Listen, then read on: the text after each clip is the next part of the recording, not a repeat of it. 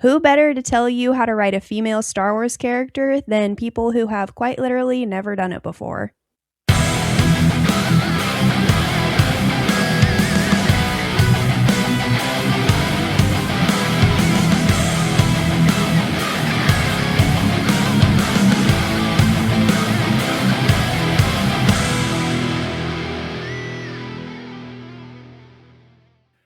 Hey everyone, welcome back to another International Women's Day special episode. I'm Jeremiah. I'm Marina. And we are back with this is 2 years in a row we've done an International Women's Day special, so I guess this is our new tradition. But we have a special guest tonight because Drew is not here. We weren't actually planning on originally recording this week because we were going on break, but couple of weeks ago, Marina sent in some voicemails about suggestions for like what we could do for this week. And I was like, well, we weren't planning on it, but if you want to come on, I'll do it. And she's like, oh yes, I want to do it. So welcome, Marina. Thank you. I'm so grateful to be here. Thanks for inviting me. And I'm really, really excited. I've been listening to the show for a long time, been in the Discord server for a long time. Go join the Discord if you haven't already. And I'm just really, really happy to be here. Yep. And you were talking to me beforehand, and you said that you started listening to us from the Clone Wars Saved podcast back in 2020. Yes, sir. Yes, I did. Yeah, and I was so excited because at that time I didn't really have a lot of people to talk about, like the Siege of Mandalore and this new character group, the Bad Batch, with. So I was looking like crazy for podcasts, and I found you guys. And it was just so cool to like hear people talk about how awesome of a show that really was. Like, what a time to be alive watching the Siege of Mandalore for the first time, I'm telling you. And like having to wait week to week, I was like, I got to find someone to talk about. So then I found Empire Radio, and I'm so glad I did. Awesome. Well, but I have a little surprise for you, Marina. Oh, yikes. Okay. And So a long time ago, back in 2021, we had a giveaway contest, and Marina won that contest. And what we had to do was we call it like a super fight. So we had 2 Star Wars characters, and they had special abilities, and we were like, all right, if you want to win this prize from our giveaway that we were doing, you got to send in a voicemail and like tell us who would win in this fight. And Marina won that competition. What did you win, by the way? I don't even remember. So I think you guys were doing a collaboration with a sock company. Oh, it's cufflinks.com. Yeah. So like I got a like pair of R2D2 socks, and then I got 2 pairs of cufflinks. One was for an anniversary of Empire Strikes Back, and the other one was cufflinks, and they were like mini AT-ATs. Wait, so if I remember, you got the mystery box? Yes. Okay, because I don't think you ever told us what you got, because it was like a mystery box. We didn't know what it was. Surprise. But anyway, so like last summer, I was talking with Marina. I was like, I want you on the podcast sometime. We were kind of hemming and hawing about it. But last summer, I found the file of that voicemail that you sent. Oh, no. So I have it queued up, and we're going to listen to 2021 Marina with her awesome submission to win a mystery box from cufflinks.com. So I'm going to play it right now. So let's take a listen. Hey guys, it's Marina, and this is my entry for the Mystery Box Challenge. R2 and Hondo are playing poker, and it's down to them. The stakes are high. According to R2's calculations, though, Hondo should not be winning, and he's right. He accuses the dishonest pirate, and Hondo laughs as R2 electrocutes him. He's shocked, literally. R2 reaches for a loaded stick of dynamite, and Hondo holds his breath, stopping time and scrambling for a plan. He exhales, throws a blade, and cuts the dynamite in 2. He laughs in the presumed victory, but R2 releases neurotoxin, sending Hondo into hyperventilation. Time happens in stop motion, and R2 slowly closes in for the kill. Hondo's legs go stiff. R2 wheels over, lights another explosive stick, and shoves it in the pirate's mouth like a lit cigar. His robotic hand pulls 2 aces from Hondo's pocket. R2 rolls away. Boom. Oh, she ate. Slay. Slay. Dude, do you know how many times I had to record that? Like, you can hear it in my voice. I was like reading my script because it was long. I was like, how am I going to fit this into 90 seconds? Wow. Still iconic. I That fear. was Iconic such then, a iconic still. such a great story because like we was like who'd win in the fight, and like other people they would like this. Oh, I think this Honda would win because this, or R2 would win this. But like you like created a story, Yeah. and your writing of the story was wonderful, and like you Thank just you. killed it. And so my favorite part, I mentioned it years ago, was like the hyperventilating with the gas, like stop Oh, yeah. motion. Yeah, that was good. That was good. She was smart back then. Yep. Yeah. So that was a 2021 Marina, Man, that's and so so crazy. hopefully you enjoyed that because it was a Yeah, surprise. yeah, that was fun. I totally forgot like what my story was. I remember that I won and I was super excited because you guys announced it. Like you said what week you were gonna announce it. So Grant and I like tuned into the live stream that week and we were just on pins and needles. Like we were just like, hurry up, like get to and then when you guys said me, I couldn't even believe it. I was just so excited. That was a lot of fun. Cool. But that's all the surprises I have for you. All So right. um, so like I said earlier, Marina, we had so like if you want to come on, you can lead the way on the special for the International Women's Day special, but you're taking the lead on it. So, you come up with the idea, and I'll just kind of participate. And so you can take it Perfect. away with what you have planned tonight, Marina. Perfect. Okay, so yeah, as you mentioned, we were going to talk a little bit about writing female characters. That's the theme of today's episode.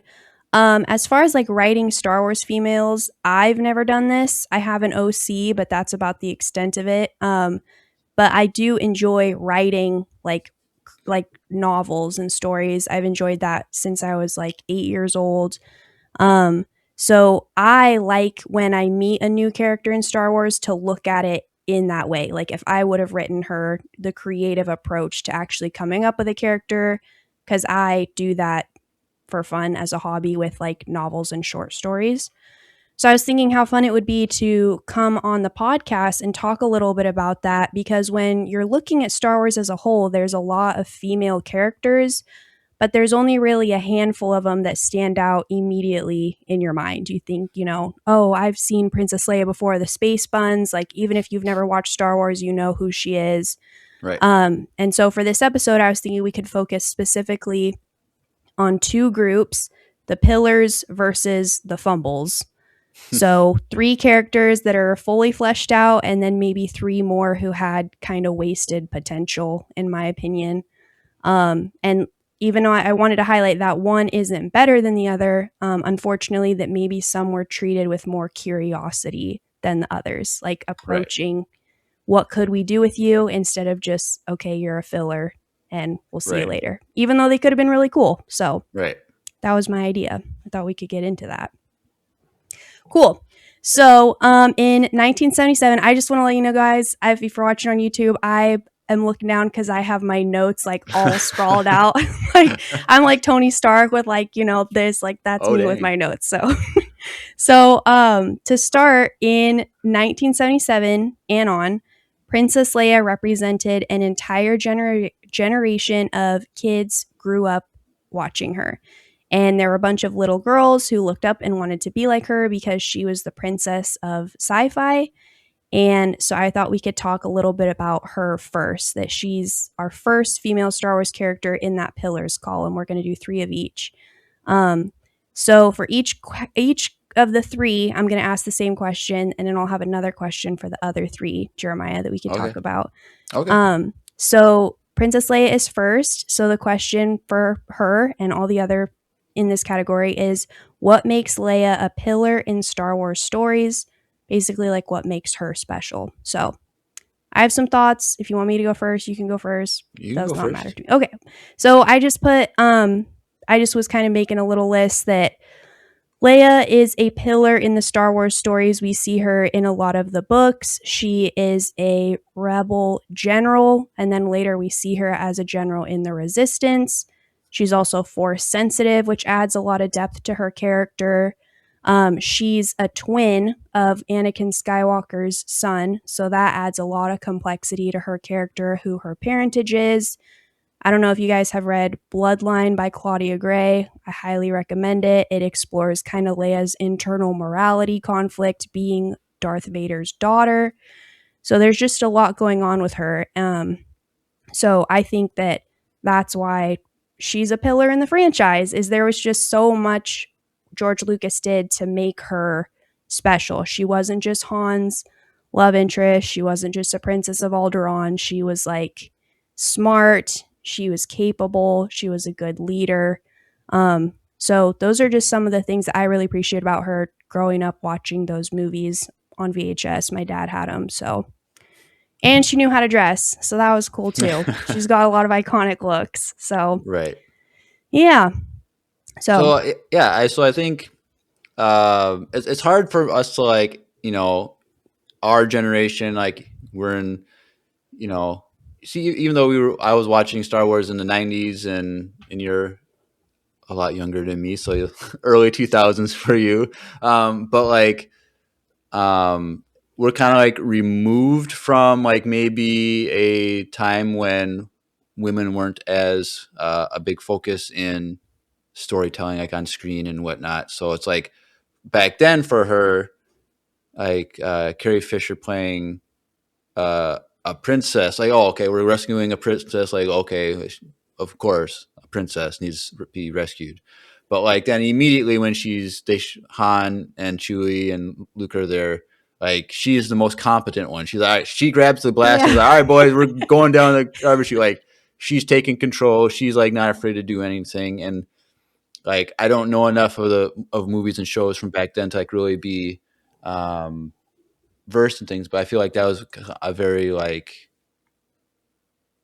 new thing. People didn't always see that. And so, and then especially for young girls at that time, seeing that for maybe for the first time was like, oh, cool.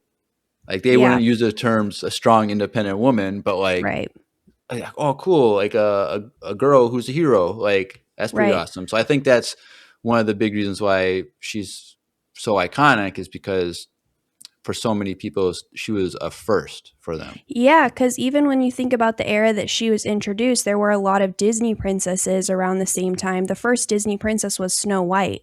And when Right. you rewatch that movie, look how competent she is. You know, no hate, but like, girl. And there's a lot of princesses like that in that era. So you George Lucas came out with Princess Leia. There's automatically kind of a stigma tied to that title. What is this character going to be? And like you were saying, when we first see her, just in those first few moments, she proves what a valuable character she's going to be to the franchise, to the fans, timeless, forever. But something too I was thinking about, you guys mentioned in your Princess and the Scoundrel book breakdown, her and Han didn't have a perfect relationship.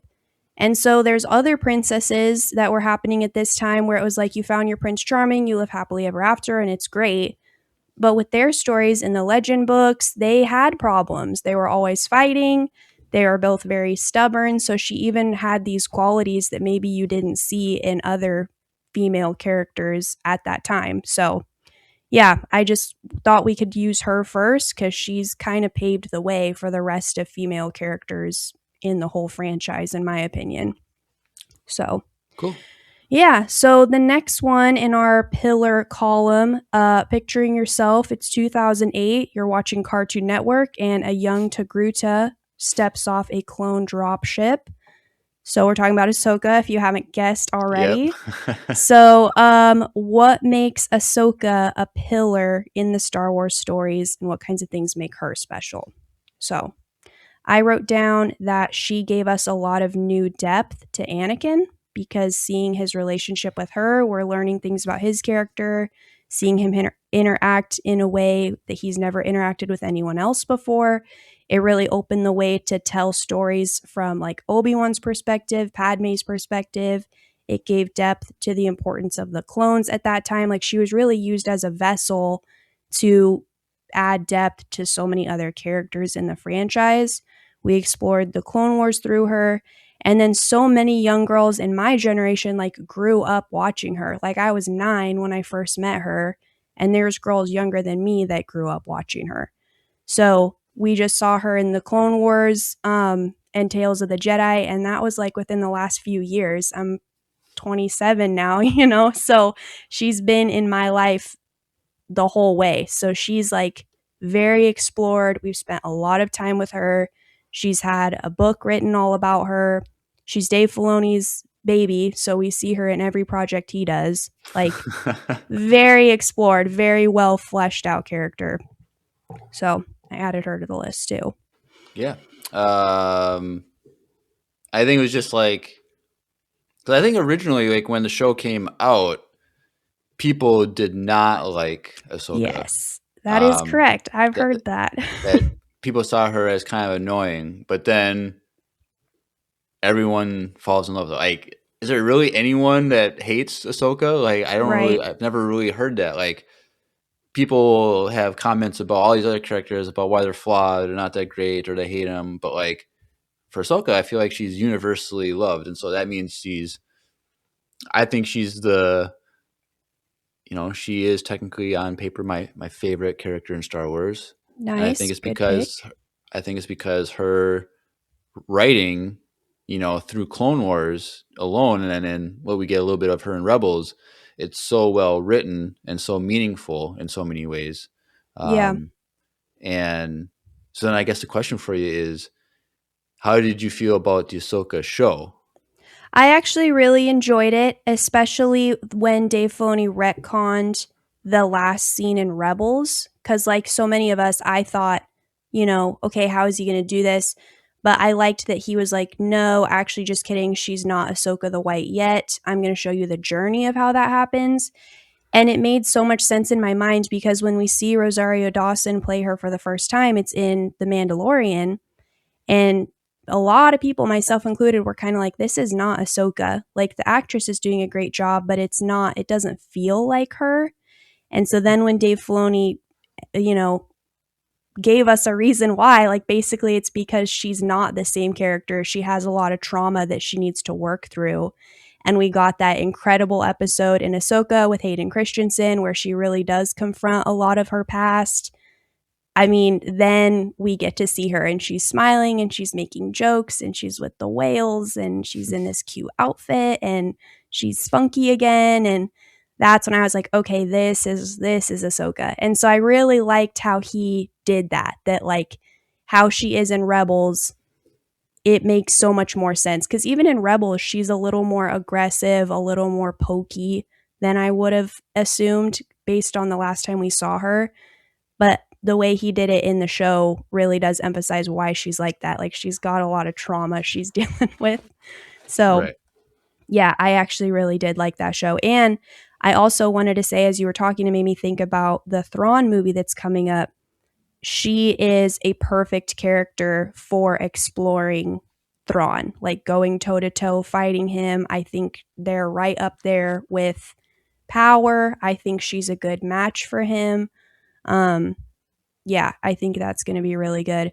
The question, though, I'll ask you at the end of Rise of Skywalker, when Rey hears like all the voices, Ahsoka's voice is one of them. So we know she's most likely dead. She's got her Force ghost speaking to Rey. Do you think she died of old age, or do you think Thrawn is going to kill her in the movie? Well, so nothing is canon, but Okay. Dave Filoni said, this as like a comment that he made, is that she's not, you don't necessarily have to be dead for her to speak in that moment. Okay. I So, hadn't like, heard that. so I that's like just in that. his opinion, she's still alive. He never had Okay. any say over, her line speaking to Rey. So, but I like that. but Togrutas, I think, lived around the same lifespan as like humans, maybe a little bit Right. older. I think I looked it up, I made it about the same. So by that time, she would be in her 70s ish, I think. So Right. like, it could be at the end of her life. She could have been dead. I like to think that she's still alive, but I also like to think that this is just me kind of, what's the phrase for like a fan, not like a fan theory, but Like your head canon? head Yeah. canon is that Anakin, he kind of takes the place as the father. Like we kind of see him in, like the episode you mentioned, Shadow Warrior, Right, from right. that he does both the light and the dark, and he's kind of like leading a force teaching, like from both sides. Like he's the father, and the owl Morai was kind of like the manifestation of the daughter who died, and she's hanging out with Ahsoka. So my headcanon is that somehow Ahsoka like doesn't die, but she like becomes the daughter, like takes the place of the daughter, like in the spiritual world, wherever, however that works, whatever that is. So I think that's what I want her to be. Like she's gonna like ascend to that kind of like spiritual position, so she doesn't ever die. Yeah, I can see that. How would you feel if Thrawn killed her? Like, do you think that's a worthy enough end for her, or do you feel like she would get cheated? Like, what the heck? Like, I've been kicking that around today. Like, if it ended up being Thrawn, who is the reason for her demise, like, if I would be happy with that as someone who grew up with her. And I honestly don't know, because I really like Thrawn too. I think he's a great Right. character. I could see him easily outsmarting her. So there's no reason to think that he couldn't defeat her in my mind. I don't know. So we got the Ahsoka season 2, which we have. Most of that is just going to be her stuck in the other galaxy trying to get out. She's probably going to Right. use the world between worlds somehow to like travel back to the main galaxy. So it's going to be difficult to say like what her role is in the overall story of the Mandoverse. But like, I feel like she's not going to be going up against Thrawn per se at any point. Okay. I think in Ahsoka, like she's maybe like it's going to be similar to season 1 where she didn't like get to Thrawn until like the last third of the season. That's true. I feel like that's going to happen again where she's like the second half, she's going to get back to the main galaxy. Yuretsi has joined us in the chat. Hi, Um, Yuretsi. I think so. She's going to get back, and then she's going to like she's going to have to find Hera, and she's going to find people, the New Republic, and like tell them what's going on and stuff. But Thrawn will probably be already active. So like I think it's going to be like going back and forth between what Ahsoka's going to be doing and then what Thrawn is doing / the New Republic. Okay, I And can see then, that. but like I think how they're setting it up, like you've heard her say it a million times, is somehow the Grisk are going to show up, Yes. Yes. and Thrawn is going to unite the New Republic, the Imperial remnants, the Mandalorians, the Witches of Dathomir, and the Chiss to fight It'll all come the Grisk. together. Okay. I feel like that has to be what's being set up. Like that's the only thing that makes sense from the Thrawn novels. It only makes sense, and so like I think Thrawn will die, giving his life saving the Chiss. Wow. Okay. I think that's ultimately what has to happen. Is like his goal is to protect the Chiss ascendancy from The bad guys. Well, yeah, she says she can't hear me. Oh. Can you hear me now? Oops. That's went on a great lecture, Yuretsi, and you missed it. Well, you're going to have to go back 24 minutes into the recording. But yeah, so I think that makes the most sense of what, Yeah. based on the 6 books. Okay. So I think so that being said, I don't think Ahsoka is going to go up against Thrawn like directly. And therefore, I don't think Ahsoka will die. Okay. And I feel like Dave Filoni, he's not going to kill off basically his daughter. It's true. It's true. Okay. Well, we all know she's an amazing character. I just wanted to take a few minutes and talk about why, like we've been talking about, Dave Filoni has taken great care of her. Nothing is by accident. Everything he's done has been to create her into a pillar of the Star Wars community. Right. So our next one then, the last one in this column of characters, Yuretsi, thank you so much for joining, of characters we're talking about who are staples in the Star Wars saga. Besides Mon Mothma, she's the best redhead in the galaxy. She's also a princess of Mandalore. Yes, ladies and gentlemen, Bo-Katan Kryze Oh is our dang! final pillar of the Star You, Wars you community. didn't put Padme in I there? know, I Oh know. I dang! try to do representation. I hope Grace forgives me. I know how much she loves Padme. I do too, but girl, I had to. I had to kind of sprinkle it out a little bit. So yeah, I chose Okay. Bo-Katan. I wrote down because, especially in the last season that we got of The Mandalorian, we really see her complex morality. She started out as a princess of Mandalore, and then she left her sister, presumably to join Death Watch, who is oppressing her own sister's government. So that's a little yikes. And then she goes on this emotionally heavy journey of joining the Watch in The Mandalorian. She's like, those guys are crazy. Don't listen to a word they say. And then she sees a mythosaur in the living waters and is like, I take it all back. The helmet stays on. I'm sorry. Please accept me in your club. So I think the last few episodes that we have with her in that show, we see her develop through live action, but we also get a lot of her in the Clone Wars too. So Dave Filoni has worked really hard to take this character and basically like tell us about Mandalorian culture through her in Rebels with the dark saber. We've learned a lot about Mandalorian culture. We've learned a lot about, what it takes to be a real Mandalorian through her. So I just wanted to add her to the list because I really do feel like, and she's coming back. Like I saw today, Dave Filoni heavily based her character on his wife. So like I think that I've seen shows you that how much before. he cares about her. Um, and I mean, if she's wife material, Din Djarin's right there, just saying. Okay. So, anyways, I wanted to add her to the list too, because I do feel like all the content we've been getting of her, she really is like, she's a solid woman in Star Wars. Like, warrior, has wielded the dark saber. She's part of the Watch. Like, she's pretty awesome. So, she's got a cool ship. So, Well, all Mandalorians have cool ships, it seems true. like. And cool helmets and cool outfits. They're just Yeah. dripping with cool. Yeah, Yeah, I like Bo-Katan a lot. I feel like she's not as well loved as she should be. true. But it's also because like we don't get a lot of her. We get, most of her is in Clone Wars. We have a little bit in Rebels, and then we see her in the Mandoverse.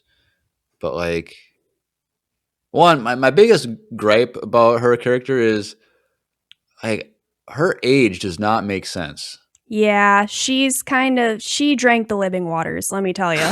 She The knows what fountain of she's youth. doing. Yes, Because it's drop the like skincare routine, Bo-Katan. because it's kind of assumed that she's the younger sister of Satine, and assuming Satine is like the same age as Obi-Wan, like what Obi-Wan was in his 60s in A New Hope, and Yeah. so like How old do you think she was in the Death Watch arc then? well, Because so I always I'm thought she was like max 19. I don't know. So if we do my Star Wars math, like if say Obi-Wan was like I think he's like I want to say like 63.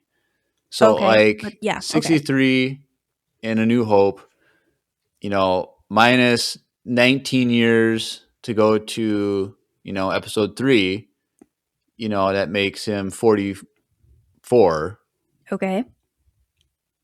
And so like I've always thought that Satine was way older than Bo-Katan. I want to say like 10 I want to say 10 years. So like Yeah.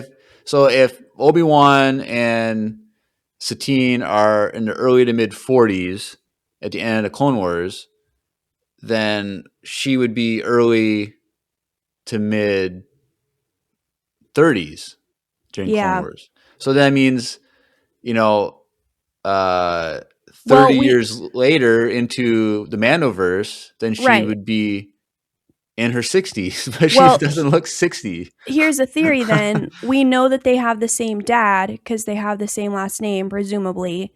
What if they Right. have different moms and the Could be. mom is like way young? Who So knows? she could We be. So just then, don't yeah, know. she could be, late teens, early 20s. But even then, she would still be like early 50s, Yeah, and like that makes a little bit more sense with like, yeah, I don't even know how old. Katie Sackhoff. She's like in her 40s, so it's like Yeah. Yurichi says, Google says, I don't know if you see the chat open up on Discord, but Google says Bo-Katan was early to mid 20s in season 7 of the Clone Wars. So, yeah. So it's just, I don't know. The actress does not look as old as the character probably is. Right. I can But get behind that. I can get behind that. I just I just think we'll have to see. Like I think what they're doing with her now is the right direction to keep her growing. Like I could see us getting a Bo-Katan book if she's in the new movie. Like she's just a character that I think more people want to know more about the more time we spend with her. Cuz like you and me, like we're having this conversation like who are her parents? What's the age difference between her and her sister? Why did she leave her sister? Why did she join a criminal syndicate that's like opposing her sister? Like there's just all these questions. So but the point still stands. She is very well written. Like, there's nothing about her character that you're like, why is she here? Like, every scene she's in, she holds your attention. You're hanging on every word. What does she mean? Like, very, very well written character, which is the whole point. So, awesome. So, those were and our three. Oh, sorry, go there's ahead. one last comment. So I was just thinking right now. So you have these three pillars. You got Right? Princess Leia, Ahsoka, and Bo-Katan. Okay. Um, if my theory about how the Thrawn movie will go, we could potentially have all three of these characters meet and be on screen at the same time. That would be the play. Dave That Filoni, would if you're be. listening, come on. It's Now, right there. are they would they ever put a live action Princess Leia, Senator Leia, or whatever she is? Like, they did They Luke. need to. They need to. I can't remember if you guys have had these conversations. I'm sure you have because every other fan on the planet has the debate between CGI or recasting the character. Carrie Fisher's daughter is right there. Like the young actor who played in Solo, right there. The guy that they used to base the CGI off for Luke, right there. Like it's the same debate that people have about like Black Panther recasting him. Well, Right. the actor's dead, so what are we supposed to do? Yeah, but the character doesn't have to die. Just because the actor is aging doesn't mean the character has to. Like, oh, no more stories because, that doesn't, Right. what purpose does that serve the community? Not very much. So I agree. I think if they used Carrie Fisher's daughter, totally doable. She's right there. So, and she Just knows what as a she's straight doing. recast. Yeah, that's what I would do. I mean, if I was No, calling the no deep fake shots, CGI. no, I don't see the need for it because then when people do CGI, look at how many arguments and problems that starts. Like, it's so much Right. easier to just be like, here's Carrie Fisher's daughter. She's going to play Princess Leia. Think what you want to think instead of we used 37,000 images and put it into AI and now we have this monstrosity. Like people are Hey, it going to looks pretty have good now. Like, they did pretty good. okay, it Luke, looks all right. It looks all right. the second rendition of Luke in Mando season Yes, definitely more whatever, bearable. or that was in the Book of Boba Fett. Right. Like, it looked really good, and that was 2022, I 1, think so. The biggest 21. Yeah, the biggest difference though is in those shots he's just walking and talking. Like what are they supposed to do when they right. have to do stunts? That's when it starts to Well, get a little clunky that's a and you're little like, bit easier just because it doesn't have to look perfect because he's moving so fast. But like, I think I guess that's true. I think they should that her daughter should play her, and that I think they could do because she's not going to be a Jedi, because she's not going to be fighting. Like, she doesn't have to be moving around doing crazy stuff. Like, she could just be there on the bridge of a ship during a battle, or True. doing more diplomatic things where like they could do the deep fakes onto the daughter, which technically they did that in episode 9 when it has a flashback of her finishing her training. That was her daughter doing the body movements, and they put her mother's face on her. Right. And so they've done that before, and I think they could do the deep fake onto the daughter, and it would be a nod. Yes, it's the daughter playing her mother. I think would be great. And the one issue with them like not doing the deep fakes is she plays a character in episode 9, Right. and you can't. It's kind of hard to like say these are two different characters when they're exactly the same looking person. So Yeah. Yeah, I don't know. We'll see. I just know that that's what I would do, because I feel like we need to have more stories and we need to hire real actors instead of just relying on AI. That's right, my take on it. I'm not anti-AI. I think it is a valuable tool that can be used for valuable purposes, but when it comes to creative direction, I'm a big fan of just use a person. right. So much easier. And if they saw your podcast on your Instagram and they wanted to cast you for Princess Leia, would you take the? I'd take the call. I'd heed the You would? warnings. I'd do it.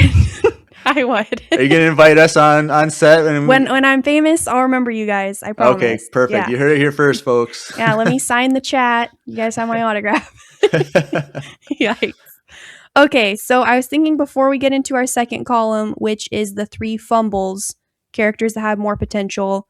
I wrote this and I wanted to read it briefly. It just says that yes, the actress's interpretation of the character needs to be taken into consideration, but sometimes it is bad writing. We look at characters and think this is bad, they're bad. Well, is it the actress or is it the script, which was finalized and approved by the directors way before the actress was hired? So All right. sometimes we want to put a bunch of blame on the person when in reality they're just doing their job, Right. and the guys upstairs are the ones that kind of fumbled the bag, hence the term the fumbles, because they could be doing a little better. Iretzi says, Marina spitting facts. Thank you, girl. Thank you for following me too. I appreciate the support. Okay. So these 3 fumbles in our category, they are characters that are screaming for more depth, creative exploration, and writers who care enough to ask themselves, what could this character become? So the first 2, I think are going to be, a little fun. And the third one, I had to write like all my thoughts down because I have very like strong feelings. So the third one I save for last. So the first one that we're going to talk, do you have any guesses first, Jeremiah? Like my first fumble. There's some. Give me a hint. Like, give me a An era? show or movie or era or something. Era is original trilogy. Female character from the original trilogy. The original trilogy era. Era. So not necessarily from the movies. She is in a movie. A movie. A movie. Yes. What female character was in one? Oh no, you're stumping me. Okay. Mon Mothma? That is close. Our first one is Jyn Erso. Oh, okay, Jyn Erso. Yeah. Yes. So, Jyn Erso, what potential could this character offer in Star Wars stories? This is the question we're going to ask ourselves with these 3 characters. So, all right, repeat the question again. What potential could this character offer in Star Wars stories? Like if she would have lived, if she would have been handled a little differently, what could she have become? I wrote that there's a book out there called Rebel Rising. It was published in 2017. It is a prequel to Rogue One. I haven't gotten a chance to read it. It's on my list though, but it explores her life with Saw Gerrera. So that was one. So that's cool. I'm excited to read that. But I was thinking as far as potential, instead of killing her off in her first movie, because she's such a complex character when you think about it, that she's the daughter of a imperial scientist. Like him and his wife worked together to create the Death Star. They like found the planet that had the kyber crystals, helped start to harvest them. All this stuff is in the book called Catalyst. which I haven't read either, but I just was reading the summary. So when you think about it in that way, she had a lot of potential just on the surface right away. Like the daughter of an imperial scientist who's also a mole for the Rebel Alliance. That kind of character has a lot of complexity already, in my opinion. So I was thinking, instead of killing her off, how cool it would have been for her to be Leia's right hand and work with Clea, who is from Andor, because I think those three girls would have a lot in common. So that's my submission to the jury. What I would do with her instead of killing her. I think there's a lot more we could have done with her. She was wasted, in my opinion.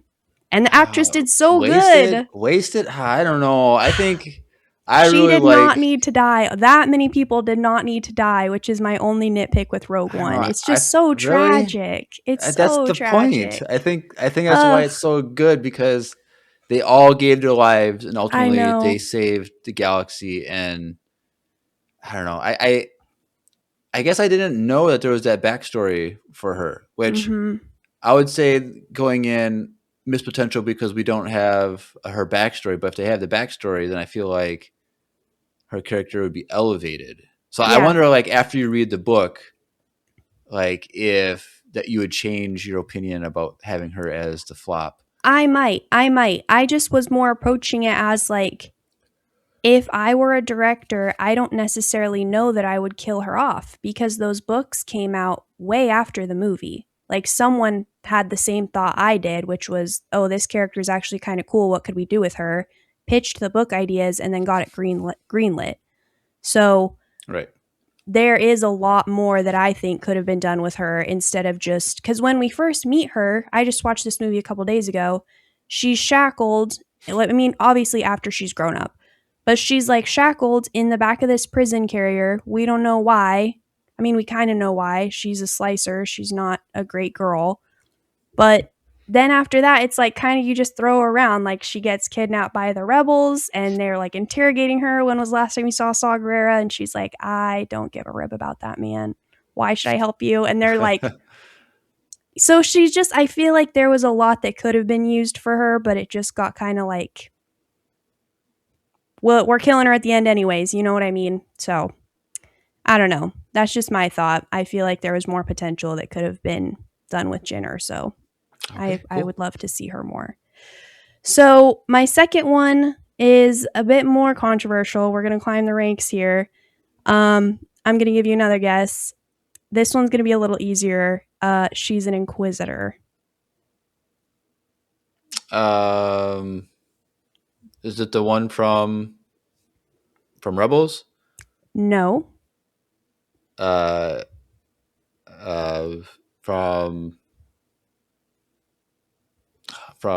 Rise of the Red Blade? No. What is it? What is her name? I'm trying to think of her name. Yes, Yuretsi, you got it. Yes, it's the one from the Obi-Wan series, Reva. Oh, Reva? Yes. I think she had so much wasted potential. So what potential could this character offer in Star Wars? I think after we read or watched Tales of the Empire and saw what happened with Barriss, so when you think about, I'm like, my brain's going crazy. When you think about Reva, the idea of her character is that she's an Order 66 survivor who remembered that Anakin was Darth Vader, put that together, and then that rage for revenge fueled her heart long enough to stick with the Inquisitor program, climb the ranks one claw at a time so that she could try and take out Vader. That reminds me of Kira. And thinking about like the bounty hunter comics that you and Grace just did, I did write down that I think she should have left the Inquisitorius. She should have helped with Quinlan Voss to do the Jedi relief efforts with the Path instead of dying on Tatooine. And she should have linked up with Kira. Like, she would be a valuable asset. Reva did not die on Tatooine. She's still alive. Did she not? No, she's I need still to alive. rewatch that show. She goes. She gets stabbed. She died. She gets stabbed by Vader. Wow, that's embarrassing. Edit this all out. Edit this all out. And then she makes her way to Tatooine. So somehow she didn't die again. Right, and then like she kidnaps Luke. Luke, and then she tries to go kill him, and she realizes she's becoming Vader by killing Luke, and she Right? returns, and then Obi-Wan has the pep talk like, you didn't do what he did to you. You have Right. a choice to move forward. And so Okay, so then this leads in perfectly. There should be a book where she links up with Quinlan Voss and helps with the path, and then links up with Kira. Like, this is my vision for this character, because I think when she came out, a lot of people hated her and thought she was so obnoxious, so yeah. pointless. And I think some of it was the writing. I really do. Like, Well, I think, I think yes, I agree that it was the writing. Like I really liked the Kenobi show. Like I feel like I like it a lot more than most people. But it was the pacing of right. like, I don't know, it was just kind of weird. Like I really liked her story. I thought it was very believable. It made sense And unique. Like, she and was the unique. first Yeah. character we saw like that, besides, like you mentioned, Iskat Akaris in the Rise of the Red Blade novel. Yeah. Very, very complex character. We got a whole book. I personally loved that book. I'm re-listening to it actually, and so she's what made me think of Reba, because I was like, okay, who am I going to do? Someone that I think could have had more potential. There's more story left to tell, and I think it's her. Like, I don't see any reason why she couldn't continue on, help in the Jedi relief effort. She's a perfect asset for Kira's cause. I don't know. That's my vision for her. So That's what I think could happen.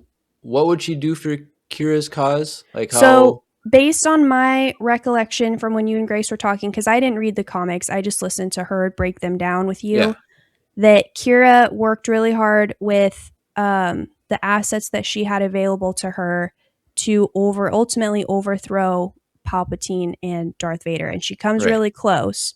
Yes. And so I was thinking there is a story in there somewhere where Reva could offer help as far as insight into the Inquisitorius, because that's where Okay. Palpatine and Darth Vader operate out of with their Right. assassins. Okay. So, and if I were trying to overthrow the government, that's who I would send to take out Kira, is an Inquisitor. So who better to help her know how to get into the minds of one of those guys than a Right. used to be retired Inquisitor. So Yeah. that That'd was be my cool. thoughts for her. I feel like she would be Reva would be best as like a what was I'm trying to think of the phrase like she does her own thing. Like she wouldn't like align herself with like uh with like a crime syndicate or with like Quinlan Voss. I really Right. want a Quinlan Voss Oh man, me story. too. That's Would you like like a book or a comic? not a comic. No, Oh no. I'd rather have a book. Yeah, me too. Just because the book you can have more depth. Comics are great for like the Kira comics were great when Grace went over them. Like this really cool story of her like investigating Vader and Palpatine and stuff. But like I'd rather have it as a book just so we can have more in depth. But honestly, like I think like the path like show would be a good Oh show. man, that's tough. That's Like tough. The just path. because I like that. I just think that of course I would want it live action, but like we kind of get like a little glimpse of like in Tales of the Underworld with like Ventress and that one Right. kid, like they kind of talk about it, and the kid almost goes to join the path. So it's like I think there's that opening, Yeah. but like so they could do that animated. I think it would be really cool that somehow Ventress reconnects with Quinlan Voss on the path. I would settle for Bad Batch animated anything, or Clone Wars animated Yeah. anything. Like, everything they've done in that animation style is just peak. So I think an animated show called The Path, we're on to something. Dave Filoni, if you're listening, this is the direction that the Well, people want. this might be controversial, but I think they need to take the prequel movies and turn them into with the animated style. Oh, I don't think that's a hot take at all. I would I love think that. That would be I so love the dope. prequels. They're great. They look amazing. But I think just sitting down, watching all animated movies and the show and going in the Bad Batch and watching all that. Yes. I think it would just be more like seamless. What if they redid Rebels in Clone Wars animation? No, I That would be cool, though. it would be cool, but it's so that show is so perfect that like I don't want them to change anything about it. So let's see. It says, "Give me an extended cut of Revenge of the Sith in animation." So She's right. She's right. Give us the cut where Anakin lives happily ever after with Padme and gets to raise his kids. Star Wars What If. well, We would Star Wars. love What that. if we need that too? Yes. That's the one. Yes. What I can't believe they haven't done I that know. yet. I know. Okay, well, if you're ready to move on, I Yep. think we can move on to our third one. So this character had so much potential, and she was just completely obliterated and a victim of horrendous writing. So What's the hint? I'm going to give For you a me to hint. guess. The sequels. That's Is a pretty it- broad hint, I guess. It's not Ray, is it? It is Ray. It is Ray. Okay. It is Ray. So, like I said, I have a lot to say about this one. Gretzy, you could see in the chat. Like, I had to get myself straight with this one because Ray is my favorite character. For anyone that doesn't know, Oh, really? Of all yes. time, in Star Wars? Oh, dang. I think so because so first off, the Force Awakens was my first Star Wars experience in the theaters, and the fact that the main girl was a little white girl brunette, like looked just like me. I was like, oh my gosh. And like I dressed up as her like crazy. Like I really liked her. And I think The Force Awakens does such a good job with her. Like that's my favorite movie out of the sequel trilogy. And like developing kind of what she could have become. Like they really set the stage for what she could become. So talking about potential, I wrote down a bunch of things. First, I wanted to start by saying that from the way Daisy, so this is a quote from an interview with Daisy Ridley from IndieWire. From the way Daisy Ridley tells it, the decision to make Rey a Palpatine was not finalized until the middle of filming The Rise of Skywalker. So, talk about fumbling a character. You're putting a character on the big screen and you don't even know who she is until halfway through your third movie. So she, in my opinion, is one of the biggest examples of a character that could have had so much more potential just based on that one quote alone. Like you cannot put a character on that big of a screen and not know who her parents even are. Like that shows me immediately that you don't even know like the core of who she is, the reasons for her decision making. Just as an author approaching from that angle, you don't really know who you're working with here. And that makes it very complicated to create a staple pillar character if you don't even know what you're going to do with them right from the get-go. So late in development with episode 9, J.J. Abrams kind of fumbled with her, I fear. And I think that she receives a lot of hate because of it, even though it's not Daisy Ridley's fault. It's not the character's fault. She just was doomed to fail from the writing room from the beginning. So I did a little more digging, and J.J. Abrams and Lawrence Kasdan took over the new sequel trilogy from Michael Arndt. And he had worked on the writing script for about 8 months for his new sequel trilogy. And then he ended up leaving because it became clear that he would need way more time than the production schedule allowed for him to complete these movies. So J.J. Abrams, Lawrence Kasdan, they took over, and Michael Arndt spent about 8 months trying to put together these movies and that first movie. And the new directors stepped up and they wrote the first draft in 6 weeks. So that's crazy to me. I'm sorry. Like if you're going to write a character and the guy who you're taking over for had to stop the process after 8 months because he realized he wasn't going to have enough time. So then I was like, okay, well, who even is this guy, Michael Arndt? He is also famous for Toy Story 3. He wrote that movie. And he wrote Catching Fire, which if you think about how strong of a female character Katniss is depicted in that movie, and Joanna Mason. So he knew how to write a strong female character. And so the fact that his version was just completely thrown out and we went with the version that was written in 6 weeks by two men who had no idea who this person was that they were going to put on the big screen, I feel like her character was totally wasted. Another fun fact that I So, had was question.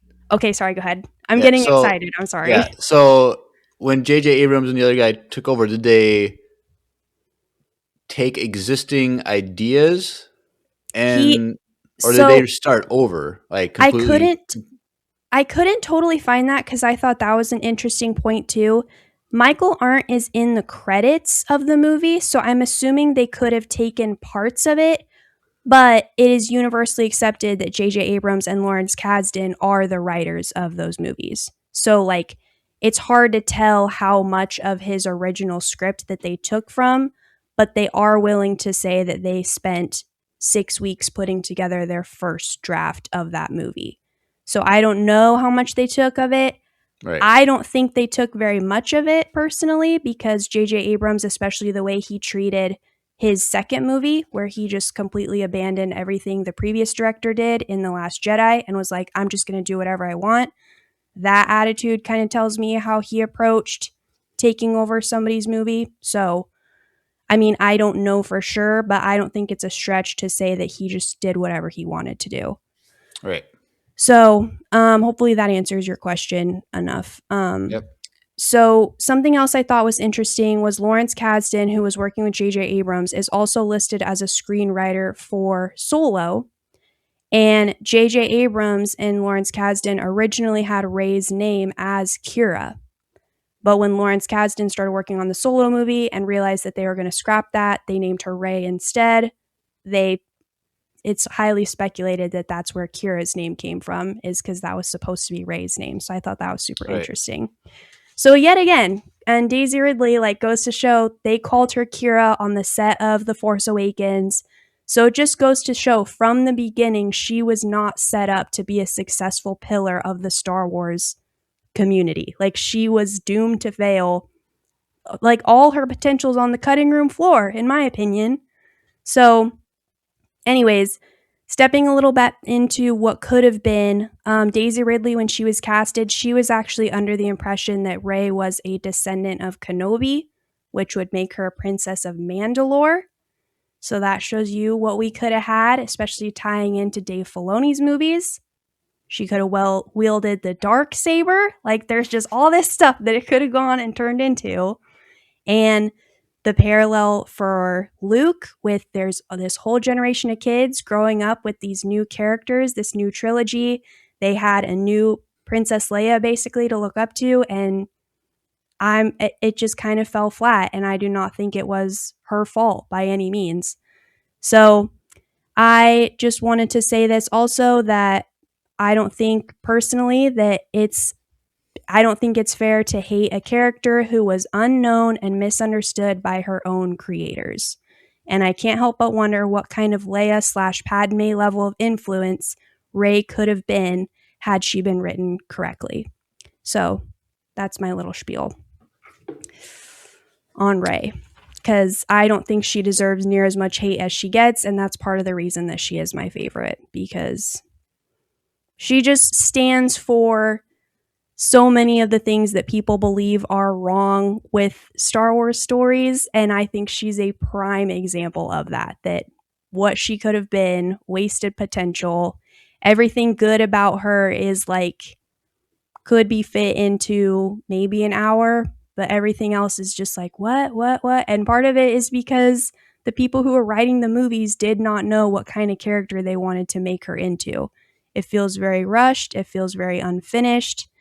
So that's why I put her on my list of fumbles, because I think it could have been way better. That's just me personally. So Yeah. that's what I got. No one's happy about the writing process of the sequel trilogy. Correct. That it was just kind of they didn't plan the trilogy out from start to finish. They just did it one movie at a time. So Yes. that was very, very poor execution. Yes. So I wanted to give her a little bit of justice. For the people listening out there, there's a reason she is the way she is. We do not need to hate her because It's not her fault. Like, she's a bad character because of this, this, and this, not because Daisy Ridley did a bad job or because of, any other factors besides the fact that the creators of the story did not know how to properly write that character. So, and they should have, because if you look at Padme and Leia, that's the level of caliber of character we are looking at. Like, Leia is the girl of the OT. Padme is the girl of the prequels. Rey should have been the girl of the sequels, but she's just not. People watch those movies and they're like, she sucks. She's horrible. It's like, why do you think? Like, it's not her fault. She could have been so good. So, And I yeah. think the worst piece of writing for Rey's character was the last scene when she calls herself a Skywalker. Like, that Yeah. whole movie is about her trying to find who she is and to embrace who she is. And And she should the have just writers of said, the movie didn't even know who she was, which is that shines perfectly through. Like, right, how is the character supposed to know who she is if the people writing the script don't even know? Like, right. But it's just like, if the whole movie is the message of the movie is to embrace who you are, she should have at the end embraced her last name as Palpatine. yeah, that's what Like, Grant says too. and it's just like, I know obviously that's a risk, like in the Star Wars universe, to say, "Oh yeah, I'm a Palpatine." People are Right, gonna yeah. like Shot on hate. sight.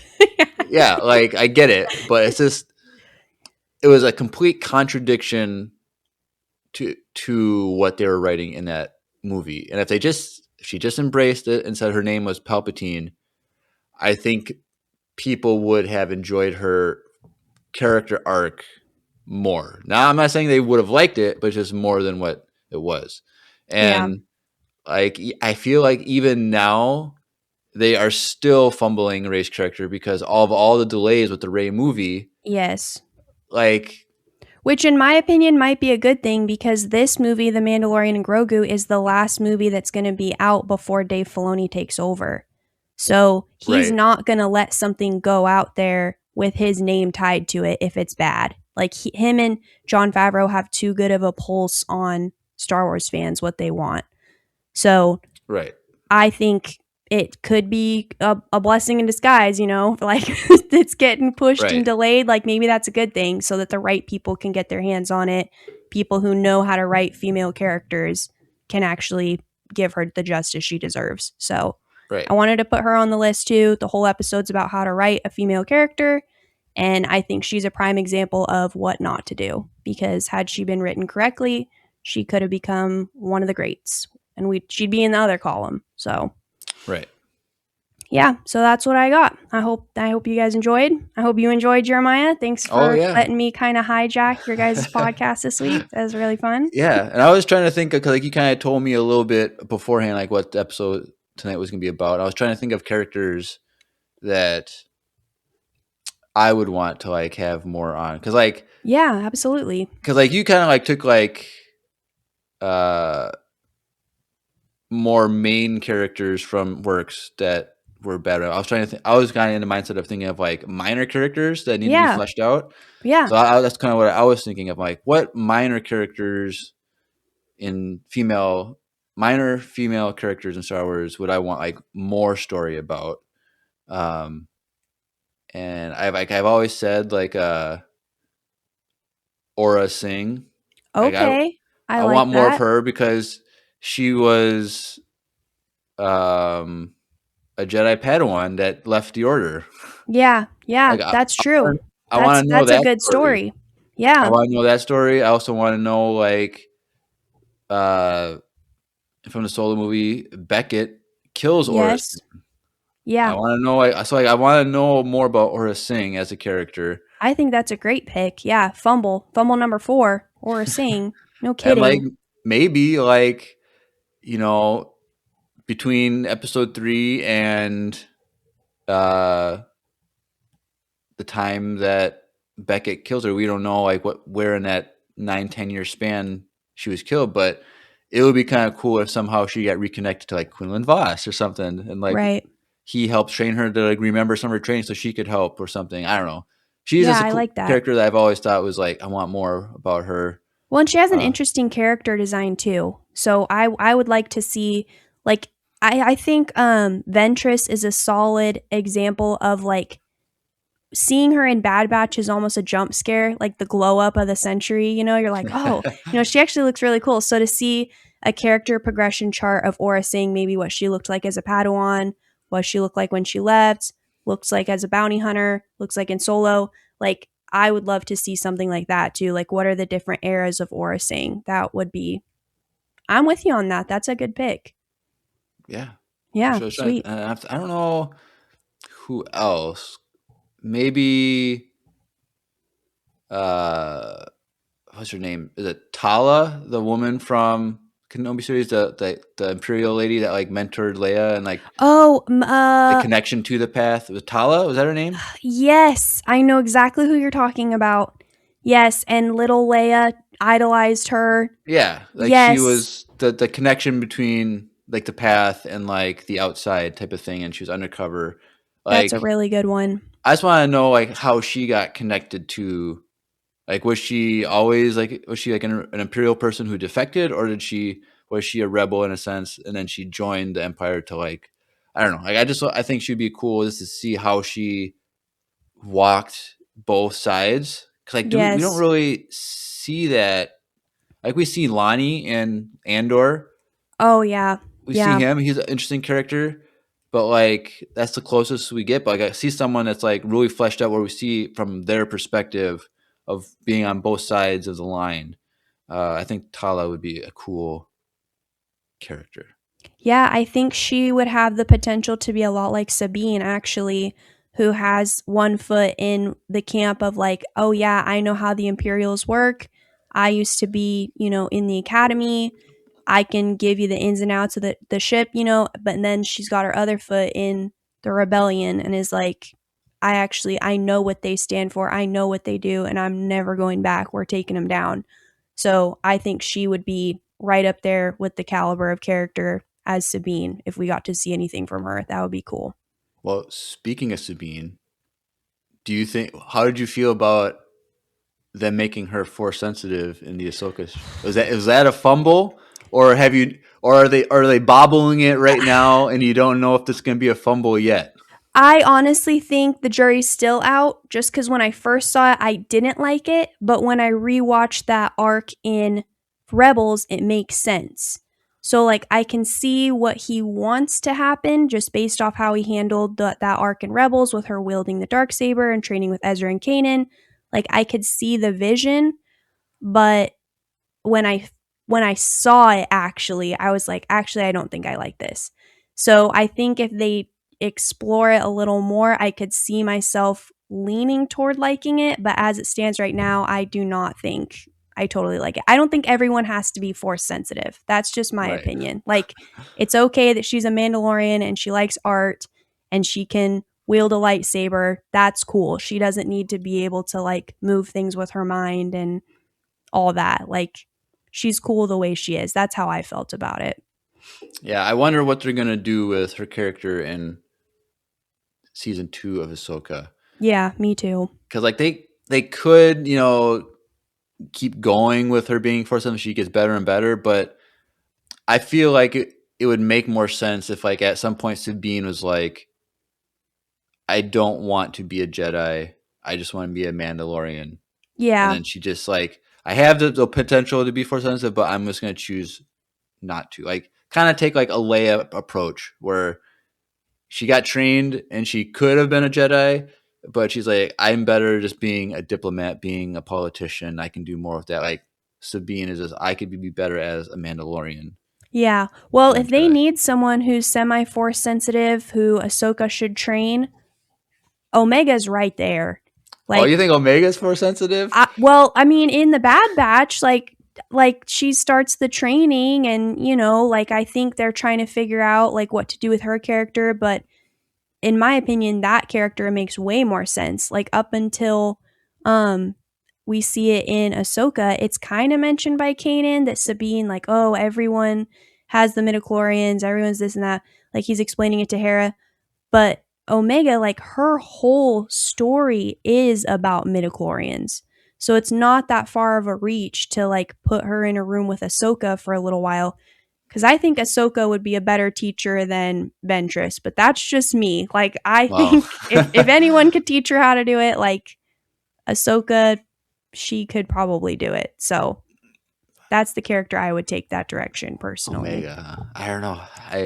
I feel like I don't want her to be force sensitive. Oh, Even though it's really? like the whole show is like, is she or isn't she? Like, Yeah. I like that mystery about her. Like, we never get like a definitive answer. We get a kind of like probably no is kind of like where they left us, but yeah, that's also a story that they could continue just because we see her join the rebellion at the end of the Bad Batch. Like, I know. Talk about potential. Like, I hope we see her just pop up places, you know, like in the background of certain things, like how they did when we saw Hera and Chopper in the background. That was cool. Like, I hope it's stuff like that where you're like, oh, is that Omega? And you're going through the movie credits. You're like, yeah, I would like her to like have that, like where she's just kind of like there, yeah, but they don't acknowledge it like directly. But I don't know.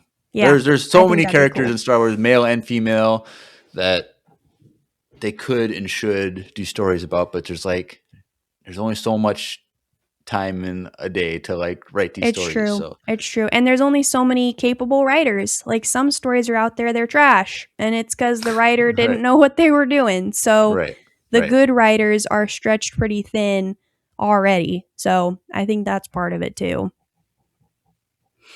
Yeah. All right. Well, is that everything you got for us tonight, Marina? That's everything I had. I've been yapping away. Thank you for listening. Yep. Well, that was awesome. I really appreciate that. It was a lot of fun. You had some hot takes in there a little bit, which is always exciting. So thank you for that. And so hopefully in the future we can have you on for some more hot takes and fun episodes and stuff. We'll see. But yeah, I would love that. Until then, we have everyone's favorite time of every episode, voicemail time. So let's transition over to that.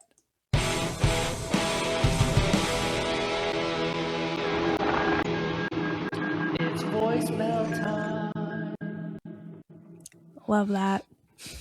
All right. Well, Rietzi, you didn't come in when we started, but I played a voicemail from a very, very long time ago, our first introduction to Marina. So when you got to go back and watch the beginning of this episode when it's posted, when I introduce who this mysterious Marina girl is. So go listen to that voicemail, Rietzi. But tonight we have 4 voicemails. Woohoo! First up, we have from someone who sends them in all the time, Will. So let's take a listen to his voicemail. And sorry, Retzi, you can't hear the voicemails in the Discord, but watch later. Hey, Empire Radio. Will here. Yesterday, I was able to get my hands on the original Thrawn trilogy. There was also the newer one, but I was like, that's gonna be too expensive. And the Plagueis novel. Now, since we're talking about a topic pertaining to women, what do you think about the writing about the very own Emperor's Hand, Mara Jade? Very all right. nice. Thank you, Will. So who, if you're not familiar, Mara Jade is from the EU, and she was she worked for Palpatine as a Force sensitive. I think she's like an assassin / like inquisitor type of person who ends up joining the rebellion and becomes Luke's wife. So go watch some EU with Andrews if you want to know more about her story. It is an interesting. I like that she worked for Palpatine and then like joined the rebels, and she's a redhead, slay. Like, character design, peak. You like redheads? I think they're cool. Why don't you dye your hair? Would you do that? I would. I mean, do you know the upkeep of that though? Like, as soon as your roots start coming in, it's a problem. Like, anyone out there who has dyed their hair red, it is. So she's committed if it's not natural. I'll give her that. And if you did go redhead, and you didn't tell your husband, what would his reaction be to you being a I redhead? mean, I think he would be just fine with it. Like Okay. he's pretty supportive that way. Yeah. I'm pretty blessed. Yeah, Cool. I kind of like her too. I honestly wish I knew more about her. I actually just got the old Thrawn trilogy and I want to finish reading it. I only finished Heir to the Empire. About to start the second book. And so far I really like her. Like she's super smart. I can see why she would be a good match for Luke. I know that she's in a lot of other stories and so I'm excited to learn more about her. I think she's a complex character, and I hope that we can see her in live action sometime. That would be pretty awesome. Yeah. We don't really know if she's going to be ever brought into canon. I Yeah. think the way that we have Luke in the sequel trilogy, that it's kind of set up that he didn't get married, slash have a love interest. But the rumor is that I mentioned this before a long time ago on the podcast, but the rumor is that in the Starfighter movie that comes out next year, Amy Adams is in the movie, Ooh, and she's a redhead, and she would she be is. around the age of Luke-ish age, implying could be Mara Jade. Yeah, We that don't would be know. interesting. People are just saying it is a redhead that's the same age as Luke in this time period. Maybe Right. that's Mara Jade. That's just all the speculation is on, but that would just not make. They're just going to randomly bring in this character. Like, it would be kind of a disservice. People would be mad, Yeah, but that would it's be cool though. still cool that she's still Yeah, a cool concept of a character. But I don't think we're ever gonna get her, unfortunately. a fan can dream. Yep. All right. Well, thank you, Will, and I hope you enjoy reading the original Thrawn trilogy and the Plagueis novel. So, next up, we have 3 voicemails from Yuretsi, who's in the chat. Woohoo! So let's listen to number 1. Hey, Empire Radio, it's Yanesi. And hi, Marina. I'm so glad you're on here. I've been watching your reels on Instagram, and I've been loving all the takes you have and all the stuff. I'm loving the clanker supremacy, or not the clanker. Not the clanker supremacy, guys. That's not what I meant. We kill clankers. The clink supremacy. Uh, yeah. One of my favorite droids right there. My boy. Anyway. Um, yeah, that's it. Bye. That is so sweet. Thank you, Retzi. I'm so glad to see you in the chat too. Like, thanks for hanging out with us tonight. I'm glad you're You're liking my content too. Your Team Clink. I am Team Clean. Uh, You're not? I can't remember. Come on, I'm Team Gonk always, dude. Oh, that's right. I mean, Gonk is number 2. Actually, B1 Battle Droid's number 2, but Gonk's in the top 5 easily. Oh, come on, Gonk. He actually did stuff like he saved their butts multiple times. Like Clink was just there for one episode. He just helped fix up their ship one episode or something like that. Like, Well, his little arms are cute. I was gonna make the joke that my favorite droid is Echo, but I felt like that was in bad taste, so I put Clink. All right. Oh, thank you, Richie, for number 1. That's cool that you have a fan that's following you. Yeah, thank you. I'm glad you're liking the show, liking my podcast, and liking my social media presence. That's very encouraging. Thank you. All right, cool. All right, well, listen to number 2 from Yuretsi. Hey, Empire Radio, it's Yaretsi again.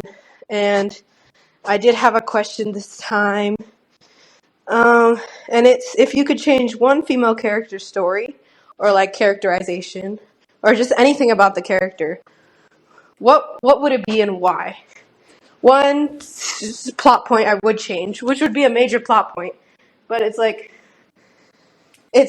I would want Padme to survive on her death, when she had Luke and Leia. I want her to survive. and and then she'd be like one of the people who's like in charge of the Rebel Alliance. I feel like she'd team up with Mon Mothma and Bail Organa and Obi-Wan, and they'd all make the Rebel Alliance really early and pretty much defeat the Empire earlier than they had already done. And yeah, that's my take on that. And just to repeat the question, what female character's story would you change? Story slash plot point slash characterization would you change? Why? And how do you think it would affect the Star Wars universe? Anyway, bye. All right. Nice. Thank you, Yoretzi. That was kind of like basically what all your flops were about a little bit. Yeah. I A little feel like, nuanced, but yeah, I might get a little bit of heat for this. I was scared to share, but I'll do it. I think one of the things I would change about Rey is not taking her last name Palpatine, not taking Skywalker, because she didn't spend very long with Luke. She spent a lot of time with Leia as her master, so I could see Rey Organa.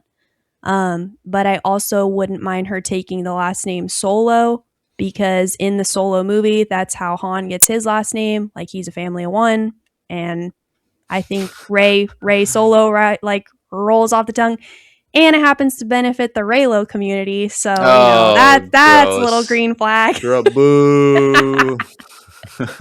So that would be mine probably. But yeah, the whole episode was basically about that. So I hope that you liked it, your Etsy.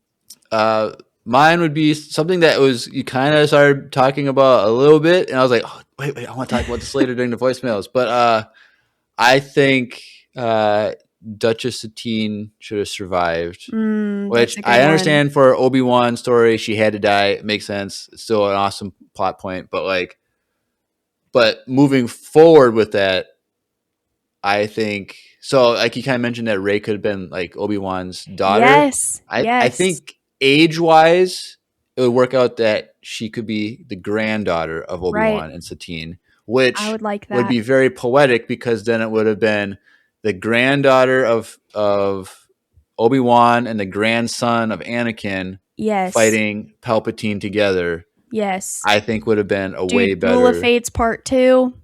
Yep. On Mustafar, that would have been dope. Well, that's what I was saying. Like, that's why I opened up with that first line, is that's the impression Daisy Ridley was under.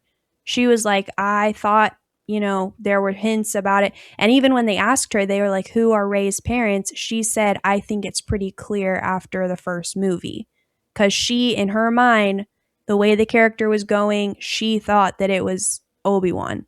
So, right. Yeah, I agree. I think that would have been super awesome. And yeah, Satine gone too soon. And actually a pretty horrific death. Like, this show is for kids. Watch that scene. Like, it's not for kids. Because I don't know, because there's the book of like Obi-Wan as a Padawan, right? Is it Master and Apprentice? Oh, well, there is that one when he's with Qui-Gon, but I thought there was a story. Oh yeah, I think it's just called Padawan. Is that what it is? Look it up. Like, I wonder if her character, like when because like wasn't it something like they got like trapped or lost for like a year or something together? It was just the two of them. Yes. Oh, yeah, that sounds right. So like, is that so? Like, I wonder, is that in that book? It's called Star Wars Jedi Apprentice: The Hidden Past. I don't think I've heard of this, but that sounds so familiar. So like, I wonder if like we get some Satine backstory and kind of like if interaction with them two falling in love. I'm sorry, I misspelled something. It is Star Wars Padawan in 2022 that explores. It's a young adult novel fully detailing the story of young Obi-Wan and Duchess Satine Kryze. It is about them too. Yep. So Padawan. That's definitely a book I gotta read just because like. Yeah, I want to read that one too. What happened? And I don't know. Did you the fan theory of Corgi? Yes, I agree. I'm a believer. He's my nephew. Yep, I'm a believer. But it looks exactly like Obi-Wan. Like, exactly. It would be kind of funny if that was Rey's dad. Rey's dad, but I don't know. Shoulda, woulda, coulda, but they Yep. didn't. But it didn't happen. But who knows? Star Wars what No. ifs. Yeah, good question. Thank you. All right. Well, we got our last voicemail tonight, the third one from Yoretzi. So let's take a listen. Hey Empire Radio, it's Yaretsi again, and I had another question. Yesterday was the 13th anniversary, I think, of the Clone Wars episode where Ahsoka leaves the Jedi Order. So I was just wondering, what do you think would have happened if Ahsoka had never left? That's it. That's all I was wondering. Anyway, bye. That's good. That's really good. Anakin would not have turned to the dark side.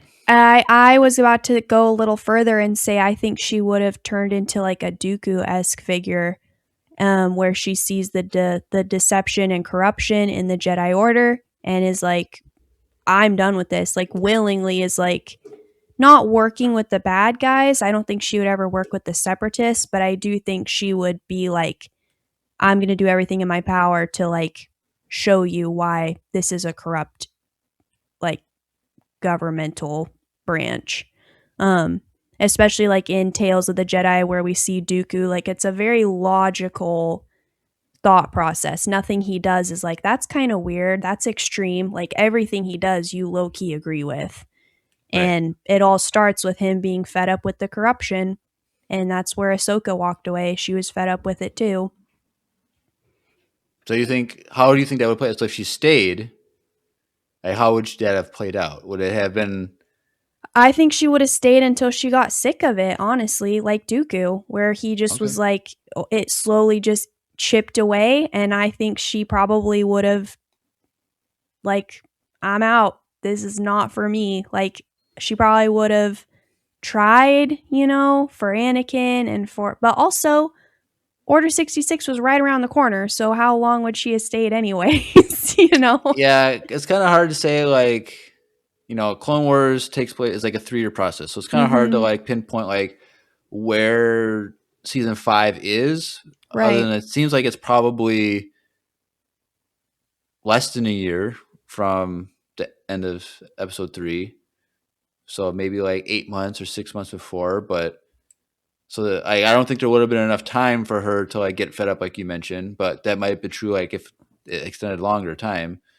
But I think, like I said, I don't think she would have turned to dark side or Anakin wouldn't have turned to the dark side because there's so many little things that we see in Clone Wars season 7, like in that final arc where if one thing was different, Anakin would have had someone to talk to, or he would have got wise counsel from somebody, or something wouldn't have happened. And I think all those one little things, if one of those things didn't happen, he wouldn't have turned to the dark side. And if Ahsoka was by his side, like, he would have confided in her. She would have knocked some sense into him. Like, and if he didn't listen, she would have went and got Rex, and Rex would have said. Did you see that edit? It was the quote from Obi-Wan on the Mortis arc, I think, where Obi-Wan says, "We'll all be fine as long as we stick together." Yes. Or like and then it started showing like she left the Order, and then like Obi-Wan went to Utapau. Like as soon as Anakin's alone with his thoughts, that's when it started getting bad. Yeah, that's a good call. That's a good take. I agree with that. Yeah. All right, cool. Well, that's all the voicemail. So thank you, Will and Yaretsi. And that's all we have planned tonight. But Marina, if you want to plug your social medias and your podcast to everyone that's listening, go right ahead. Advertise yourself away. Okay, well, as you guys probably know by now, my name is Marina, and I am also the host of the Village Jedi podcast. And we post every Friday on YouTube or Spotify, Apple Music, wherever you listen to your podcasts. As of last week, we also started doing video version for the YouTube channel. So there's audio only and video. I'm getting the hang of CapCut. I'm also on Instagram and TikTok to help advertise the show. And if you want to join the discussion a little bit more, I have an email at tvjpod@gmail.com, where if you send into that, I'll read it on air and we can discuss it together. So go check it out if you feel so inclined.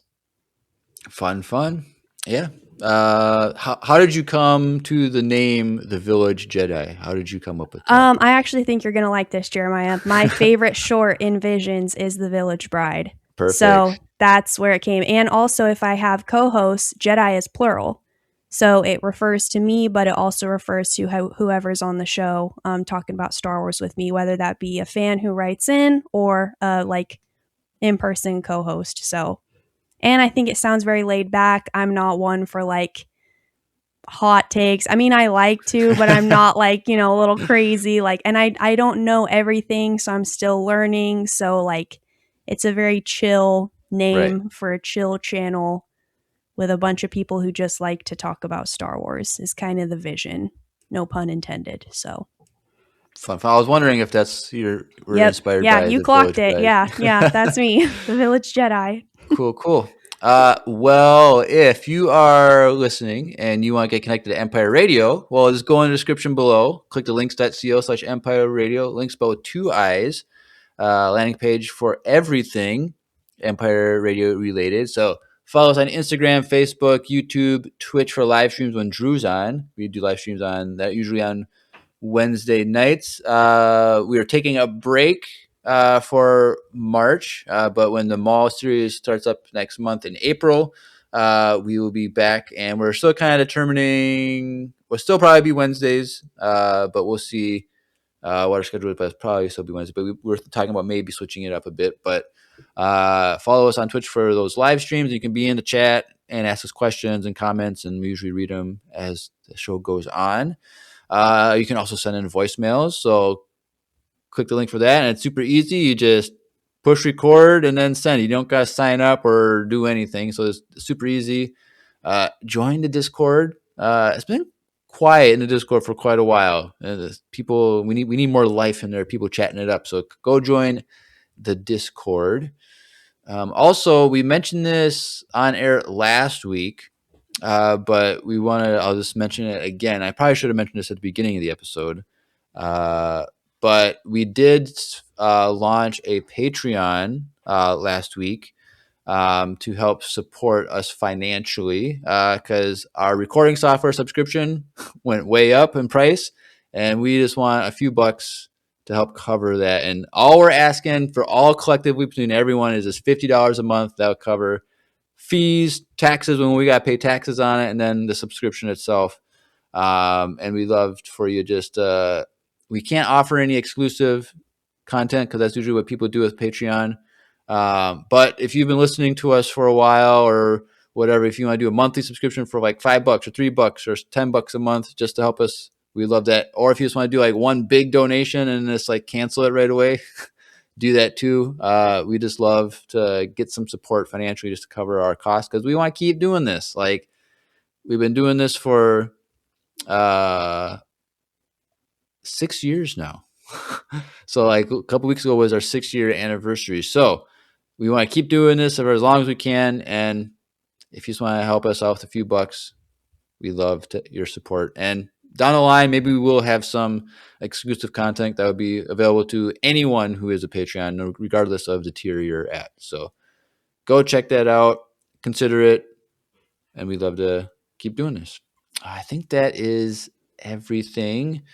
Well, thanks again, Marina, for being on tonight. A lot of fun. We've been wanting to have you on for quite a long time, and you finally on, and hopefully in the future we'll have you on again. And I'd love to have you and Grace go at it on something. I don't know. It'd be cool to have a little girl discussion about things that Drew and I can just sit back and like, all right, let's let the girls take this over.